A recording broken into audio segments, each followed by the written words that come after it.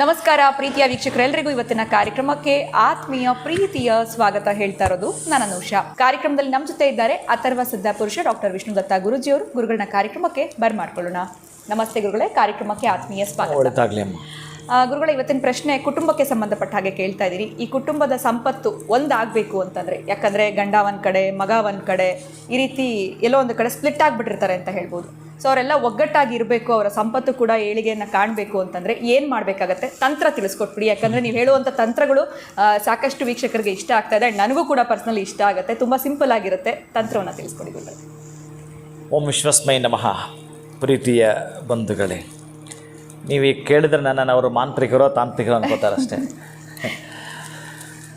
ಪ್ರೀತಿಯ ಬಂಧುಗಳೇ, ನಾನು ಸ್ಪಿರಿಚುವಲಲ್ಲಿ ನಂದಾಗಿರ್ತಕ್ಕಂತಹದ್ದೊಂದು ಧ್ಯೇಯೋದ್ದೇಶವನ್ನು, ಒಂದು ಸಂಕಲ್ಪನ ಇಟ್ಕೊಂಡು ಪ್ರತಿನಿತ್ಯ ಯಜ್ಞದ ಮೂಲಕ ನಾನೊಂದು ಸಂಪತ್ತು ಪಡ್ಕೊಂಡವ.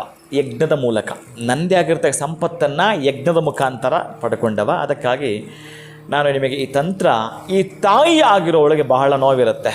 ಏನು ಮಾಡೋದು? ನನ್ನ ಮಗ, ದೊಡ್ಡ ಮಗ ದುಡ್ದದ್ದು ಅವನು ಮನೆಗೆ ಕೊಡ್ತಾ ಇಲ್ಲ, ಏನೋ ಮಾಡ್ಕೊಳ್ತಾನೆ. ಇನ್ನು ಚಿಕ್ಕವನಂತೂ ಹೇಳೋದೇ ಬೇಡ, ದುಡಿತಾನೂ ಇಲ್ಲ. 2 ತಿಂಗಳು ಹೋಗ್ತಾನೆ, ಅದು ದುಡ್ಡಿದ್ದು ನಾವು ಕೇಳೋಕ್ಕೂ ಆಗಲ್ಲ, ಅದು ಅವನ ಖರ್ಚಿಗೆ ಸಾಕಾಗಲ್ಲ. ಅಥವಾ ನಮ್ಮ ಯಜಮಾನರು ಇನ್ನು ಎಂತಹದ್ದು ಹೇಳೋದು ಬೇಡ, 24 ಗಂಟೆ ಬೇಜವಾಬ್ದಾರಿತನ, ಸಂಸಾರದ ಕಡೆ ಯಾಕೋ ಅವ್ರಿಗೆ ಮನಸ್ಸಿಲ್ಲ, ಈ ರೀತಿ ಒಗ್ಗಟ್ಟಿಲ್ಲ, ನಮ್ಮಲ್ಲಿ ಅತಂತ್ರದ ಸ್ಥಿತಿಲಿದ್ದೀವಿ. ಇವತ್ತು ಈ ಮನೆ, ಒಂದು 6 ತಿಂಗಳಿಗೆ ಮತ್ತೊಂದು ಮನೆ ಬದಲಾಯಿಸೋದು, ಈ ಪರಿಸ್ಥಿತಿಯಲ್ಲಿ ನಾವಿದ್ದೀವಿ ಗುರುಗಳೇ.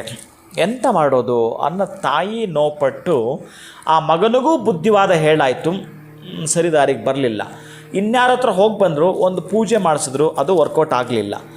ಈ ಅಪ್ಪನ ಎಲ್ಲೋ ಕೌನ್ಸಿಲಿಂಗ್ ಕಳಿಸಿದ್ರು, ಅದು ಪ್ರಯೋಜನೇ ಬರಲಿಲ್ಲ. ಈ ಥರದ್ದು ಏನೇನೋ ಮಾಡಿ ಒಟ್ಟಾರೆ ಆಕೆಯನ್ನು ಸುಮ್ಮನೆ ಇರೋದಿಲ್ಲ, ಏನೇನೋ ಮಾಡಿರ್ತಾಳೆ ಪಾಪ. ಅಲ್ಲ, ನಾವು ಹೇಳಿದ್ದು ಯಾವುದೊಂದು ರೆಮಿಡಿನೋ ಮಾಡ್ಕೊಂಡಿರ್ತಾಳೆ ಪಾಪ. ಅಲ್ಲೂ ಆಕೆಗೆಲ್ಲ ಒಂದು ಕಡೆ ಕೆಲವರು ಪಾಪ ವ್ಯಕ್ತಪಡಿಸ್ತಾರೆ, ಗುರುಗಳೇ ನಾನು ಕೆಲವು ರೆಮಿಡಿಯಿಂದಲೇ ನಾನು ಭಾಳ ಸಕ್ಸಸ್ ಆಗಿದೆ, ಖುಷಿ ಕೊಟ್ಟಿದೆ ನನಗೆ ಅಂತೆಲ್ಲ ಹಾಕ್ತಾರೆ. ಇನ್ನು ಕೆಲವರು ಬೇಜಾರನ್ನು ಕೂಡ ವ್ಯಕ್ತಪಡಿಸ್ತಾರೆ. ಅದೇ ಹೇಳೋದು, ಯಾರಿಗೆ ಯಾವ ರೆಮಿಡಿ ಸೆಳೆದು ಹಿಡಿದುಕೊಳ್ತಾ ಗೊತ್ತಿಲ್ಲ. ಅವರ ಪಾಪಕರ್ಮ ಅಲ್ಲಿಗೆ ನಶಿಸಿ ಹೋಗಿದ್ದರೆ ಅವರ ಸಣ್ಣ ರೆಮಿಡಿ ಮಾಡಿಕೊಂಡ್ರು ಕೂಡ ಸಾಕು. ಅಲ್ಲ, ಬಹಳ ಬೇಕು. ನಾನು ಹೇಳ್ತಿಲ್ಲಲ್ಲ, ಒಬ್ಬ ಆಟೋ ಡ್ರೈವರ್ದು ಏನಿದೆ ಅಮ್ಮ, ಒಬ್ಬ ಆಟೋ ಡ್ರೈವರ್ನಿಂದ ನಾನು ಅಮೇರಿಕ ಹೋಗ್ತೀನಿ ಅಂದರೆ ನನಗೆ ಇನ್ಯಾರೋ ಕೊಟ್ಟಿದ್ದಲ್ಲ ಅದು. ಅದೇ ನಾವೆಲ್ಲೂ ಕೂಡ ಅದೇ ನಮ್ಮ ಟೈಮ್ ಅಂತ ಬರಬೇಕು. ಅದಕ್ಕೆ ಈ ತಂತ್ರ ಏನು ಅಂತಂದರೆ, ಇವರು ಸಂಪೂರ್ಣವಾಗಿ ಆ ತಂತ್ರ ಮಾಡ್ಕೊಳ್ಬೇಕಾದ್ರೆ ತಾಯಿಗೆ ಆ ಒಂದು ಅಭಿಲಾಷೆ ಇರಬೇಕು, ಅದರ ಮೇಲೆ ಮಮತೆ ಇರಬೇಕು, ಅದರ ಮೇಲೆ ಇದನ್ನು ಮಾಡಬೇಕು ಅಂತೇಳಿ. ನಮಗೆ ಪ್ರೌಢಾವಸ್ಥೆಗೆ ಒಂದು ಸಂಖ್ಯೆಯನ್ನು ಕೊಟ್ಟಿದ್ದಾರೆ. 18 ವರ್ಷ ಆದಮೇಲೆ ಹೆಣ್ಣು ಮಗುವಿಗೆ, ಕಾನೂನು ಪ್ರಕಾರ ಅಲ್ವಾ, 18 ವರ್ಷ ಆದಮೇಲೆ ಹೆಣ್ಣು ಮಗುವಿಗೆ ಮದುವೆ, 21 ವರ್ಷ ಆದಮೇಲೆ ಗಂಡು ಮಗುವಿಗೆ ಮದುವೆ ಅಂತಿರುತ್ತೆ. ಎಸ್, ಈ ಸಂಖ್ಯೆ ನಾನು ಯಾಕೆ ಹೇಳ್ತಾ ಇದ್ದೇನೆ ಅಂತಂದರೆ, ಈ ತಂತ್ರದಲ್ಲಿ ಅವರ ಹತ್ರ ಬಳಸಬೇಕಾಗತ್ತೆ. 21 ಲವಂಗವನ್ನು, 18 ಏಲಕ್ಕಿಯನ್ನು ತೆಗೆದುಕೋಬೇಕು. ನೀವು ಹೂ ಕಟ್ಟಬೇಕಾದ್ರೆ ಒಂದು ದಾರ ತೆಗೆದುಕೊಳ್ತೀರಿ. ಅಂತಹ ದಾರ ಯಾವುದಾದ್ರೂ ಹಾಗಿರಲಿ ಮಾಡ್ತೀರಿ ಹೂ ಕಟ್ಟಬೇಕಾದ್ರೆ. ಆದರೆ ಇಲ್ಲಿ ಈ ತಂತ್ರಕ್ಕೆ ನೀವು ಕೆಂಪು ದಾರವನ್ನೇ ಬಳಸಬೇಕಾಗತ್ತೆ. ಆ ಲವಂಗವನ್ನು ಸುತ್ತುವಂಥದ್ದು. ನೀವು ಹೂ ಕಟ್ಟಬೇಕಾದ್ರೆ ಕಟ್ತೀರಲ್ಲ, ಈ ಏಲಕ್ಕಿಯನ್ನು ಕಟ್ಟಕ್ಕೆ ಬರಲ್ಲ, ಹಂಗೆ ಅದಕ್ಕೆ ಸೂಜಿ ಮುಖಾಂತರ ಚುಚ್ಚಬೇಕಾಗತ್ತೆ. ಚುಚ್ಚುವಂಥದ್ದು ಪ್ಲಸ್ ಇನ್ನೊಂದಕ್ಕೆ ಕಟ್ಟುವಂಥದ್ದು. ಒಟ್ಟಾರೆ ಹೇಗೆ ಮಾಡ್ತೀರಿ, ಒಂದಕ್ಕೆ ಚುಚ್ಚುತ್ತೀರಿ, ಮತ್ತೊಂದಕ್ಕೆ ಕಟ್ಟುತ್ತೀರಿ. ಇಲ್ಲಿ ಸ್ವಲ್ಪ ನೀವು ಗಮನಿಸಬೇಕಾಗಿರ್ತಕ್ಕಂಥದ್ದು, 18 ಏಲಕ್ಕಿಗಳನ್ನು, ಇಲ್ಲಿರ್ತಕ್ಕಂಥ 21 ಲವಂಗವನ್ನು ಒಟ್ಟಾರೆ ಕ್ರೋಢೀಕರಿಸಿ ಒಂದು ಮಾಲೆಯನ್ನು ಮಾಡಬೇಕು. ಈ ಮಾಲೆ ನಿಮ್ಮ ಮನೆಯಲ್ಲಿ, ಬಹುಶಃ ನಮ್ಮ ಮನೆಯಲ್ಲಿ ತುಂಬ ಇಷ್ಟ ಆಯಿತು ಗುರುಗಳೇ, ನಾನು ಈ ಗಣಪತಿನ ವಿಸರ್ಜನೆ ಮಾಡಲಿಲ್ಲ, ವರ್ಷ ಇದು ತರ್ತೀವಿ, ವರ್ಷಕ್ಕೆ ಮತ್ತೆ ತೊಗೊಂಡೋಗಿ ಬಿಡ್ತೀವಿ ಅಂತ ಕೆಲವರು ಮಾತ್ರ ಇಟ್ಕೊಂಡಿರ್ತಾರೆ. ಬಹುಶಃ ನಾನು ಹಾಗೆ. ಅದು ಯಾಕೋ ನೀರಿಗೆ ಬಿಡೋಕ್ಕೆ ಮನಸ್ಸೇ ಬರಲ್ಲ. ಅಷ್ಟು ಮುದ್ದಾಗಿರೋ ಗಣಪತಿ, ಮಣ್ಣಿನ ಗಣಪತಿ ಏನಾದರೂ ನಿಮ್ಮಲ್ಲಿ ಇತ್ತು ಅಂತಂದರೆ ವರ್ಷಕ್ಕೆ ಅದನ್ನು ಬಿಡ್ತೀವಿ ನಾವು ಅನ್ನೋರಾದರೆ ಈ ಮಾಲೆಯನ್ನು ಗಣಪತಿಗೆ ಸಮರ್ಪಣೆ ಮಾಡಿ ನನ್ನ ಕುಟುಂಬ ಒಂದು ಮಾಡ್ಕಣಯ್ಯ.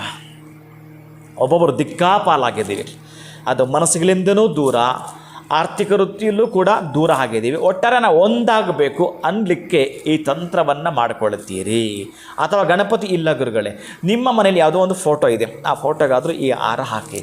ಅಥವಾ ವಿಗ್ರಹ ಇತ್ತು ಅಂತಂದರೆ ಮಹಾಲಕ್ಷ್ಮಿ, ಅದಕ್ಕೆ ಹಾಕಿ. ಇದನ್ನು ಒಟ್ಟಾರೆಯಾಗಿ ಎಷ್ಟು ದಿನ ನೀವು ಈ 18 + 21 ಎಷ್ಟು ದಿನ ಆಯಿತು?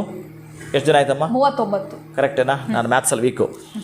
ಈ ಇಷ್ಟು ದಿನ ನೀವು ಇದನ್ನು ಇಟ್ಟು ಆ 31ನೇ ದಿನ ಯಾವುದಾದ್ರೂ ಒಂದು ದೇವಿ ದೇವಸ್ಥಾನಕ್ಕೆ ಕೊಟ್ಟು ಒಂದು ಅರ್ಚನೆ ಪೂಜೆ ಮಾಡಿಸ್ಕೊಂಡು ನಿಮ್ಮ ಕುಟುಂಬದವರ ಹೆಸರಲ್ಲೇ ನೀವು ಅರ್ಚನೆ ಪೂಜೆ ಮಾಡಿಸ್ಕೊಂಡು ಬನ್ನಿ. ಅಲ್ಲಿ ಒಂದು ಚಮತ್ಕಾರ ನಡೆದೋಗುತ್ತೆ.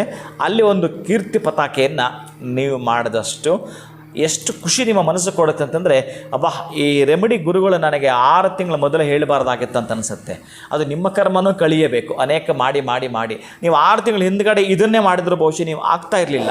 ಅದಕ್ಕೆ ನಿಮ್ಮ ಕರ್ಮಗಳು ನಶಿಸಿ ಹೋಗ್ತಕ್ಕಂತಹದ್ದು, ಸುಕರ್ಮ ಪ್ರಾಪ್ತವಾಗಲು, ಪ್ರಾರಬ್ಧಗಳು ಕಳಿಯಲು, ಅದಕ್ಕೆ ಮರ್ಮವ ತಿಳಿಯದೆ ಚರ್ಮವ ತೊಳೆದರೆ ಕರ್ಮ ಹೊರಟೀತೆ, ಅಧರ್ಮ ಅಳಿಯಿತೆ, ಸತ್ಕರ್ಮ ಉಳಿಯಿತು. ಈಗ ನೀವು ಇದನ್ನು ಮಾಡೋದರಿಂದ ಈ ತಂತ್ರವನ್ನು ಮಾಡಿಕೊಂಡಾಗ ಅಭ್ಯುದಯವನ್ನು ತಾವು ಕಾಣ್ತೀರಿ.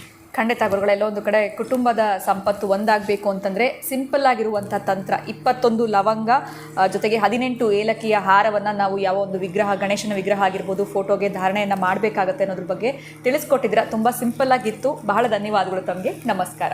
ಹರೇ ಶ್ರೀನಿವಾಸ. ಸೊ ಗುರುಗಳು ತಿಳಿಸಿದಂಗೆ ನಿಮ್ಮ ಕುಟುಂಬದಲ್ಲಿ ಕೂಡ ಎಲ್ಲೋ ಒಂದು ಕಡೆ ಸಮಸ್ಯೆಗಳಾಗ್ತಾ ಇದೆ, ಒಗ್ಗಟ್ಟಾಗಿಲ್ಲ ಅಂತಂದರೆ ಈ ಸಿಂಪಲ್ ಆಗಿರುವಂಥ ತಂತ್ರವನ್ನು ನೀವು ಫಾಲೋ ಮಾಡಿದ್ರೆ ಖಂಡಿತ ಆದಷ್ಟು ಬೇಗ ನಿಮ್ಮ ಕುಟುಂಬದ ಒಳಿತನ್ನು ನೀವು ಕಾಣ್ತೀರಾ ಅಂತ ಹೇಳ್ತಾ ಇವತ್ತಿನ ವಿಡಿಯೋನ ಮುಗಿಸುವಂಥ ಸಮಯ ಆಗಿದೆ. ನಮಸ್ಕಾರ.